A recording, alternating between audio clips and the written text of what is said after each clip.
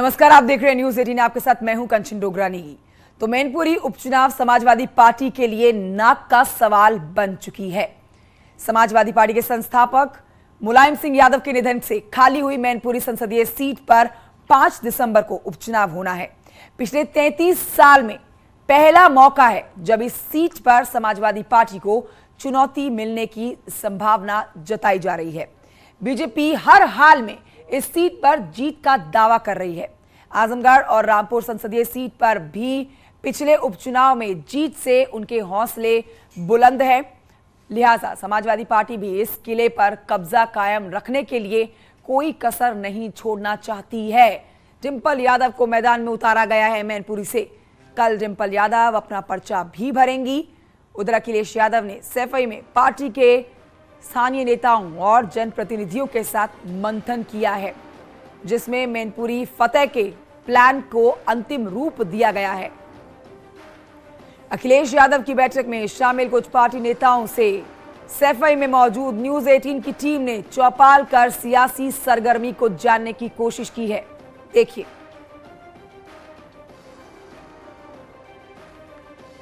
मुलायम सिंह के निधन के बाद मैनपुरी की सीट रिक्त हो गई, जिसके बाद उपचुनाव की घोषणा भी हो गई और अब नामांकन का बारी है। इन सबके बीच मैनपुरी के तमाम युवा आप देखे जा सकते हैं, तमाम वो हैं जो समाजवादी पार्टी से जुड़े हैं। कोई वार्ड स्तर पे है, कोई जिला स्तर के पदाधिकारी हैं, कोई विधानसभा से जुड़े हुए हैं, कोई पंचायत से। आप देख सकते हैं सब लोग यहाँ हैं। चलिए, अगर हम बात करें तो युवाओं से इसकी शुरुआत करते हैं। सर, अब उपचुनाव का बिगुल फूंक चुका है, कैसे देख रहे हैं इस चुनाव को सर आप और डिंपल मैम जब से? डिंपल मैम जब से आई हैं, हम लोग पूरी तैयारी पहले से है हम लोगों की, और बहुत अच्छा हम लोग यहाँ पे वोट पड़ेगा और पूरी तैयारी में हम लोग हैं। सर, कैसे आप देख रहे हैं और कहाँ से हैं आप, किस विधानसभा से? मैनपुरी विधानसभा से। कैसे लग रहा है चुनाव, कितना बहुत टफ है? नहीं है? बिल्कुल टफ नहीं है मैनपुरी में। कोई खास वजह? खाली नेताजी की सीट है और डिंपल भाभी आई हैं। रिकॉर्ड मतों से जिताएंगे हम लोग। पूरी मेहनत कर रहे हैं, आगे करेंगे बूथ स्तर तक। क्या दिशा निर्देश राष्ट्रीय अध्यक्ष जी के आप लोगों को मिले हैं और कैसे गाइडलाइंस, कैसे प्लान ऑफ एक्शन है आप लोगों का? सर, राष्ट्रीय अध्यक्ष जी के जो निर्देश मिले हैं विधायक जी के द्वारा हम लोगों को, उनमें बूथ स्तर तक की तैयारी हमारी कंप्लीट है और जिला कमेटी, नगर कमेटी, जो भी जितने हमारा संगठन है हर तरीके से तैयार है और लाखों मतों से जिता के डिंपल भाभी को हम लोग भेजेंगे। सर, अभी करहल में वर्तमान समय में आपके राष्ट्रीय अध्यक्ष विधायक हैं, उसका कितना बेनिफिट आपको लगता है युवा देंगे या अन्य 5-4 विधानसभाओं में कैसा रहेगा? मैनपुरी पूरा क्षेत्र हमेशा समाजवादियों का रहा है और बेनिफिट ही है, यहाँ तो कोई दिक्कत नहीं। बेनिफिट है। सर, कैसे यूथ्स देख रहे हैं, क्योंकि अब डिंपल भाभी लड़ रही हैं आप लोगों की, कैसे देख रहे हैं सर चुनाव? सर, देखिए, मैनपुरी हमेशा समाजवादी पार्टी गढ़ रही है और नेताजी की चूंकि विरासत है, ये चाहे कितनी भी जोर लगा ले बीजेपी, यहाँ समाजवादी पार्टी जीतेगी और लाखों में जीत होगी। लाखों की जीत होगी। चलिए सर, हम आप समाजवादी पार्टी से काफी लंबे समय से जुड़े हैं, कैसे लग रहा है चुनाव, क्योंकि तमाम आपने चुनाव देखे, ये चुनाव कैसा दिख रहा है? ये चुनाव बहुत ही अच्छा दिख रहा है। बीजेपी तो अभी तक अपना प्रत्याशी नहीं ढूंढ पा रही है और हमारा तो प्रत्याशी फाइनल है और प्रत्याशी, हमारी जनता इतनी खुश है प्रत्याशी से कि बिल्कुल कम से कम 2-4 करोड़, वो 4 लाख से जीत होगी। 4 लाख से जीत। ये बताएं, आपको कैसा लग रहा है, क्या दिशा निर्देश, गाइडलाइंस मिली हैं आपको अपने नेता से, कैसे चुनाव को देखा जा रहा है? सर, जो समाजवादी पार्टी में विकास हुआ, सबसे ज्यादा विकास के नाम पर वोट मिलता है और समाजवादी का गढ़ है, यहाँ से भारी मतों से विजयी होंगी डिंपल। नेताजी का कितना बेनिफिट मिलेगा उनकी बहू को? उनको सबसे ज्यादा बेनिफिट मिलेगा। सर, क्या करते हैं आप, पहले बताइए। और क्या? मैं पढ़ रहा हूँ। अच्छा, स्टूडेंट हैं आप जी। कैसे चुनाव देख रहे हैं? पहला चुनाव है, दूसरा देख रहे हैं? नहीं, पहला चुनाव। फर्स्ट चुनाव देख रहे हैं। क्या युवा सोच रहा है? ऐसा चुनाव हो रहा है अब की बार तो पूरा प्रदेश देखेगा, लाखों मतों से डिंपल भाभी जीतेंगे। देखिए, सब लाख से कम कुछ नहीं। सर, आप बताइए, आपने तमाम चुनाव मैं अनिरुद्ध यादव, पूर्व प्रधान, ताका ब्लॉक मेरा पड़ता। मेरा ताका ब्लॉक पहले कन्नौज लोकसभा में लगता था 2009 के पहले, और उसके बाद 2009 के बाद जसवंतनगर विधानसभा में लग गया और जसवंतनगर विधानसभा चूंकि मैनपुरी लोकसभा में लगती है तो हम लोग पहले भी राष्ट्रीय अध्यक्ष से जुड़े रहे, क्योंकि वो मेरे सांसद रहे 2000 से लेकर 2009 तक और सांसद रहे और वो हमारे क्षेत्र में भी रहे। और मेरा ताका ब्लॉक बहुत इस बात से खुश है कि माननीय डिंपल यादव को टिकट मिला और दोबारा हमें जो है राष्ट्रीय अध्यक्ष जैसे जनप्रतिनिधि मिलेंगे। कैसे जुटेंगे आप लोग? देखिए, निश्चित तौर पर पहले आप लोकसभा कन्नौज बता रहे थे, अब कह रहे हैं मैनपुरी। कैसे जुटेंगे, कैसे उन लोगों को और मोटिवेट करेंगे ताकि और वोट करें? अब हम पूरी तरीके से जुटेंगे और पहले से भी जुटे थे और फिर जुड़ेंगे और पूरे क्षेत्र का एक तरफा वोट दिलाएंगे और माननीय डिम्पल जी को। चलिए सर, आपसे जानना चाहता हूँ, एक तरफा वोट की एक बात कर रहे हैं, कोई कास्ट फीलिंग वाली बात नहीं, सब एक तरफ वोट कास्ट करने जा रहे हैं क्या? जी, एक तरफ सीधा वोट होगा। डिम्पल जी को ऐतिहासिक जीत होगी अब की बार उनकी। जी, मैं ताका ब्लॉक से हूँ, पूर्व प्रधान शिवपाल सिंह के पुत्र और बूथ अध्यक्ष। सर कैसे चुनाव समझ रहे हैं, कितना कठिन है, कितना, क्योंकि बीजेपी का भी कोई कैंडिडेट सामने नहीं आया, हो सकता है और टफ कैंडिडेट कोई आए, तो कैसा रहेगा चुनाव? सर कोई कठिन नहीं होगा चुनाव, बहुत ऐतिहासिक जीत होगी डिम्पल जी की।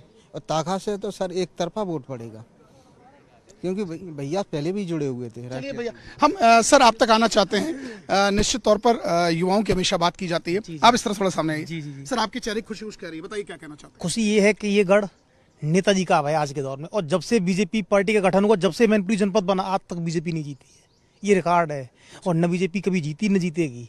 जीत का अंतर, नेताजी 1 लाख से ऊपर जीते, अब जीत का अंतर बढ़ेगा, क्योंकि सिंपैथी नेताजी की डिम्पल जी को जा रही है। और सब की सिंपैथी डिम्पल जी को जा जी रही है। जी। सर आप इस बात से सहमत हैं? हाँ बिल्कुल बिल्कुल सहमत। सिंपैथी वोट भी है? हाँ सिंपैथी वोट भी है। विकास वाला वोट नहीं? विकास तो है ही। हाँ। अब नेताजी की सीट है, नेताजी की बहू आ रही है, तो वोट तो फिर पड़ना ही है उनके लिए। तो कैसे लगेंगे, देखिए कैसे लेंगे, क्योंकि देखिए निश्चित तौर पर आज की डेट में अगर बात की जाए इस सीट की, जिस पे लोकसभा की सीट की बात की जाए, एक तरफ तो सिर्फ आपके गिने चुने सांसद है, गिने चुने अगर कहा जाए वो भी नहीं, तो कैसे आप इसको फाइट करेंगे? गिने चुने में मैनपुरी शामिल है। हाँ, गिने चुने। और फिर मैनपुरी जिता के भेजेंगे हम लोग। मेरा कहना है एक तरफा जीत होगी, कोई नहीं है टक्कर में, कम से कम 5 लाख वोट से डिम्पल यादव जी चुनाव जीतेंगे। तो आप देख सकते हैं तमाम ये युवा है वर्ग है जिनका साफ कहना है कि डिम्पल यादव के आने के बाद से ये चुनाव और रोमांचक हो गया और ऐतिहासिक जीत होगी, क्योंकि समाजवादियों का ये गढ़ रहा है और समाजवादियों का गढ़ है। समाजवादी इसमें एक बार फिर से इतिहास रचेंगे। विजिलेंस के साथ अमित गंजू, न्यूज 18, सैफई, इटावा। और आगे बढ़ रहे हैं, आपको मैनपुरी लोकसभा उपचुनाव से जुड़ी हुई बड़ी खबर बता रहे हैं, बड़ी अपडेट आप तक पहुंचा रहे हैं। समाजवादी पार्टी की प्रत्याशी डिम्पल यादव कल नामांकन करने वाली हैं। पूर्व सांसद तेज प्रताप यादव ने बताया कि पार्टी की उम्मीदवार सादगी से ही नामांकन करने पहुंचेंगी और पार्टी के अंदर नाराजगी के सवाल पर बताया कि पार्टी में सब ऑल इज वेल है।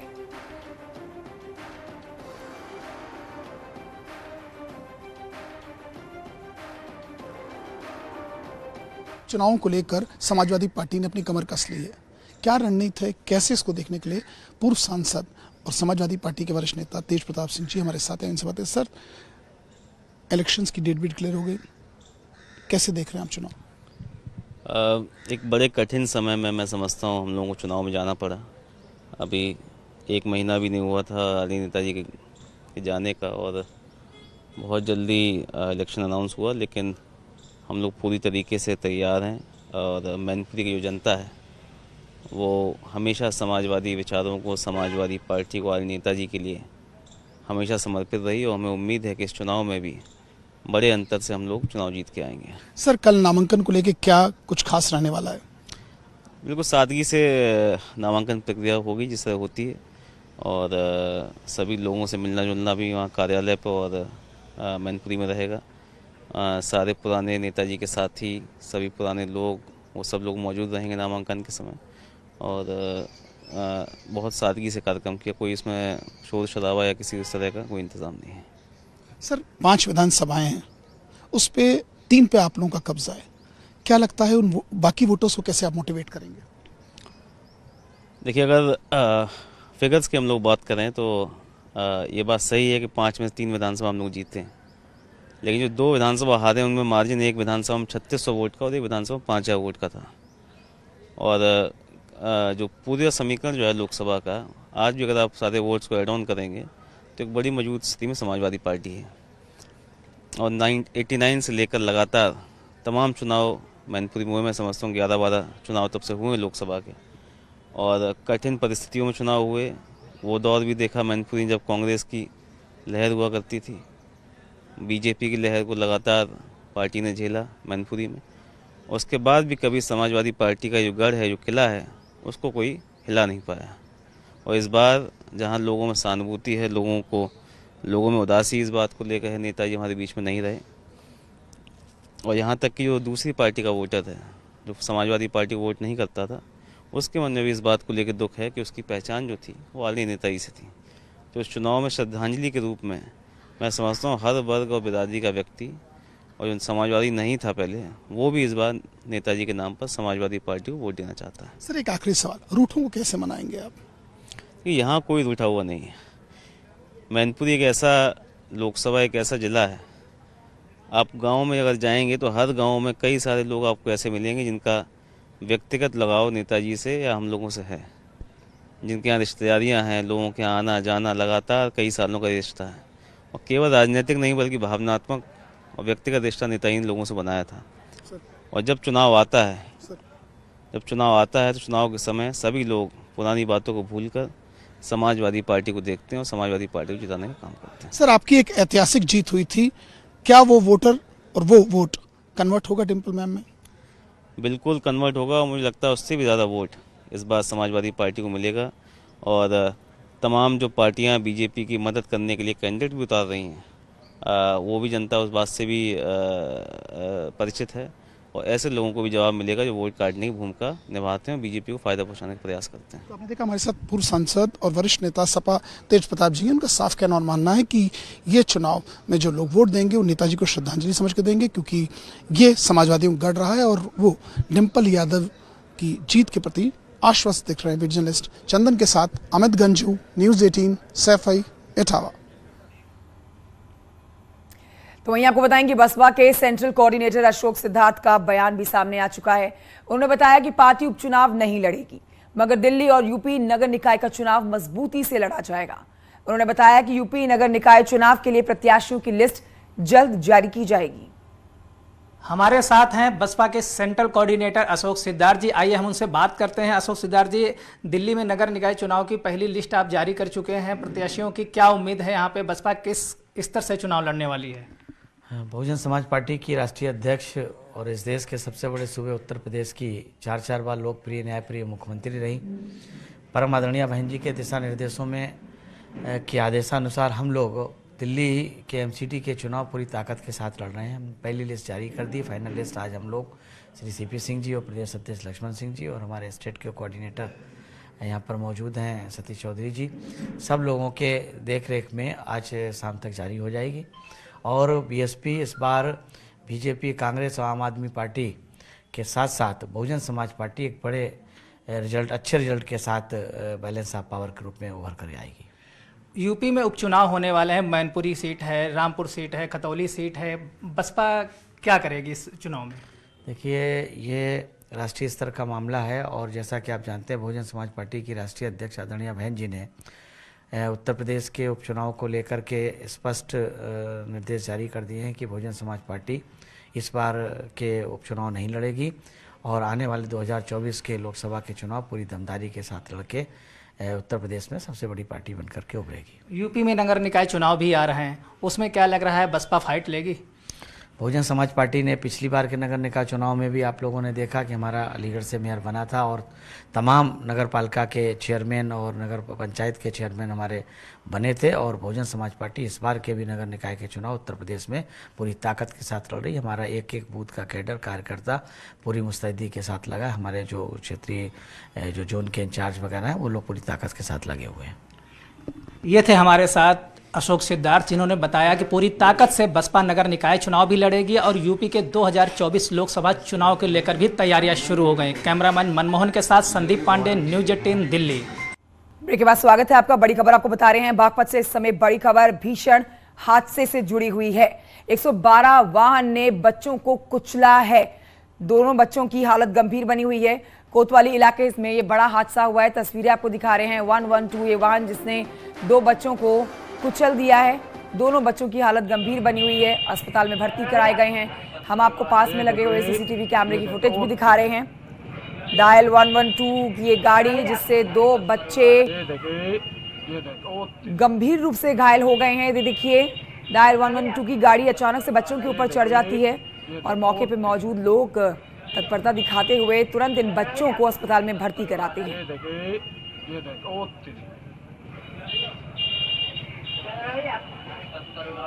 तो ये सीसीटीवी कैमरे की तस्वीरें आप इस समय देख रहे हैं और आप देख सकते हैं इस हादसे में बच्चों को काफी चोटें आई होंगी।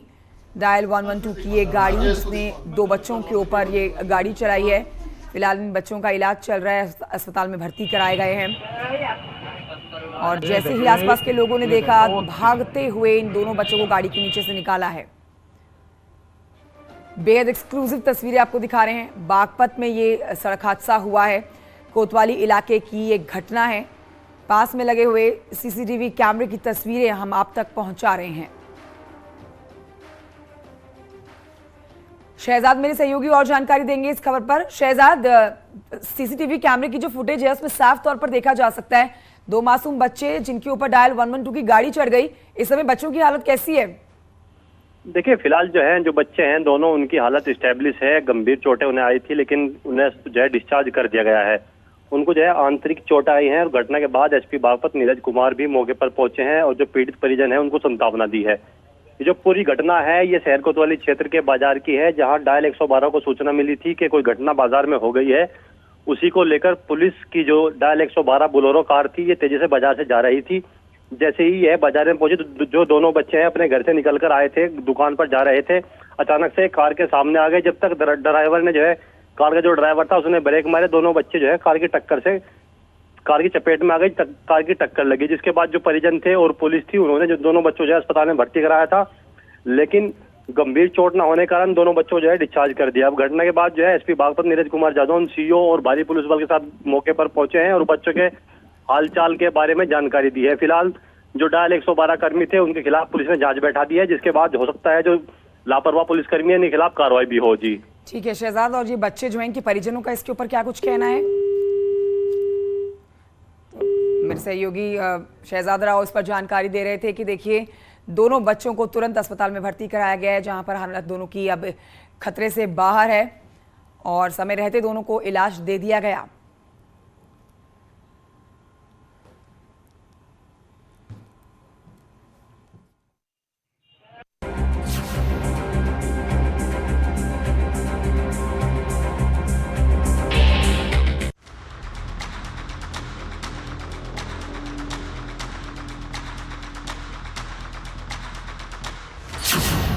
डेंगू का हमला, मरीजों से भरे अस्पताल।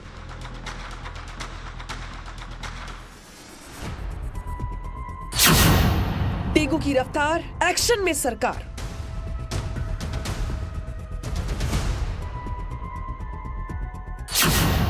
खुद मुख्यमंत्री योगी आदित्यनाथ ने संभाली जिम्मेदारी।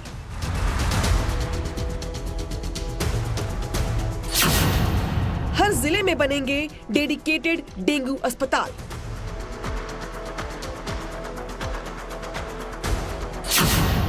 बेहतर सर्विलांस, घर घर स्क्रीनिंग के आदेश।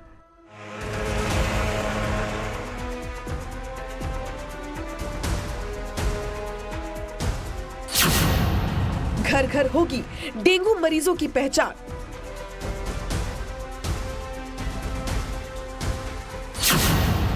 डेंगू पर प्रहार अब होगा चौतरफा वार।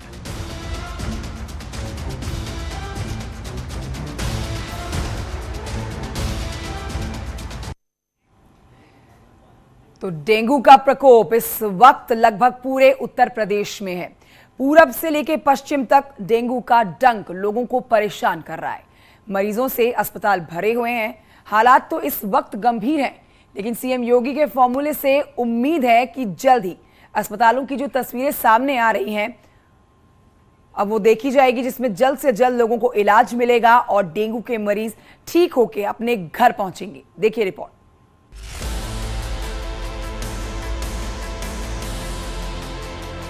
इस वक्त उत्तर प्रदेश में डेंगू की रफ्तार डराने वाली है। कई जगहों पर मौत भी हो चुकी है, तो कई जगहों पर अस्पताल में बेहतर इलाज के दावों पर सवाल उठ रहे हैं। गोरखपुर की बात करें तो यहाँ पर अब तक 203 मरीज एडमिट हैं। जिला अस्पताल के डॉक्टर्स का दावा है कि यहाँ पर बेहतर इलाज के साथ साथ लोगों को जागरूक भी किया जा रहा है। तो प्लेटलेट पर्याप्त मात्रा में, हमने खुद ही इसके बारे में संज्ञान लिया था और प्लेटलेट्स हमारे पास पिछले शनिवार से ही जा रहा है सर। 8, 9, 10 हमेशा रेडी रखते हैं देने के लिए प्लेटलेट, और डेली बन भी रहा है 5-6 बन भी रहा है सर। आसपास घर में या आसपास में जो पानी का जो रुकाव है, चाहे बर्तनों में या प्लांट्स में या जो भी है, तो उसको हम लोग कहते हैं कि भाई आप लोग पानी में मत लगने रहने दीजिए, क्योंकि उसमें मच्छर आपने लार्वा देते हैं और मच्छरों की प्रकोप इसी तरह से बढ़ती है। तो उसको भी साफ सफाई रखिए, घर की साफ सफाई रखिए, रात में सोने वक्त मच्छरदानी का प्रयोग करिए, फुल स्लीव कपड़ा पहनिए। अगर इस तरह की दिक्कत होती है तो आप आकर के अस्पताल में दिखाइए। गोरखपुर में डॉक्टर के दावे दुरुस्त है, लेकिन प्रतापगढ़ की तस्वीर और वहां का इलाज करवा रहे मरीज कुछ और ही बयां कर रहे हैं। प्रतापगढ़ में अब तक 345 डेंगू के मरीज सामने आ चुके हैं।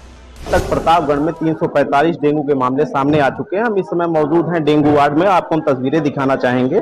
डेंगू वार्ड पूरी तरीके से फुल हो गया है। 10 बेड का डेंगू वार्ड बनाया गया था और यहाँ पर मरीज जो है वो लगातार जो है आ रहे हैं और मरीजों का ये कहना था कि यहाँ पर इलाज तो हो रहा है, लेकिन डॉक्टर जो है वो बाहर की जो है दवाइयाँ लिख रहे हैं। तो कहीं ना कहीं जो डेंगू की स्थिति है वो लगातार प्रतापगढ़ में खराब हो रही है। वहीं मरीजों का ये भी आरोप है कि डेंगू होने के बावजूद गांव में घर में फॉगिंग और दवा का छिड़काव नहीं किया जा रहा है। तो कहीं